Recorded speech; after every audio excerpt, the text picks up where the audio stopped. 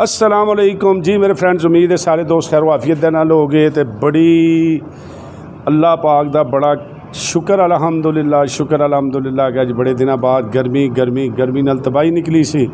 तो अज मौसम माशाअल्लाह वेखो कितना प्यारा मौसम जनाब साढ़े इलाके का होया है। वेखो नज़ारा मेरा कैमरामैन तुहानूं विखा रहा।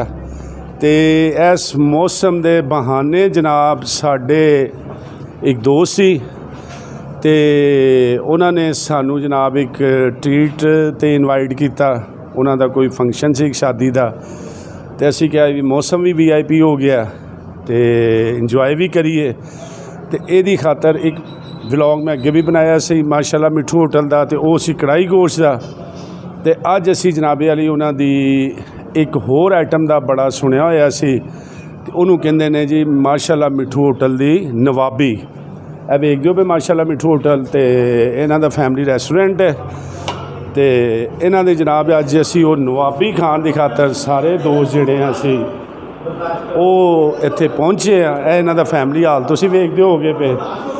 ਤੇ ਇਹ ਸਾਡੇ ਦੋਸਤ ਨੇ ਡਾਕਟਰ ਖਾਲਿਦ ਸਾਹਿਬ, ਤੇ ਜਿਨ੍ਹਾਂ ਦੀ ਤਰਫੋਂ ਇਹ ਜਰਾ ਫੁੱਲ ਵੀ ਵਿਖਾਓ ਆਪ ਸਾਹਿਬ, ਜਰਾ ਜਿਹੜਾ ਅਸੀਂ ਕਿਹਾ ਜਿਨ੍ਹਾਂ ਨੂੰ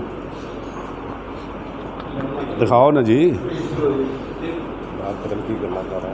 ਇਹ ਖਾਲਿਦ ਸਾਹਿਬ ने जनाब साढ़े बहुत अच्छे दोस्त, इन्हों विश करने की खातर इस होटल से असी पहुँचे हैं। ठीक है खालिद साहब जनाब, तो इन्हों की अज ट्रीट सी तो स्पैशल नवाबी खाण की खातर अगे हम तुहानूं विखावांगे।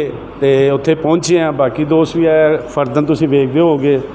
डॉक्टर बूटा साहब, शाहनवाज साहब, डॉक्टर मुदस्सर साहब, रेहान अख्तर साहब, राणा कील साहब, अलीम खान साहब और आबद साहब तो शाहद साहब।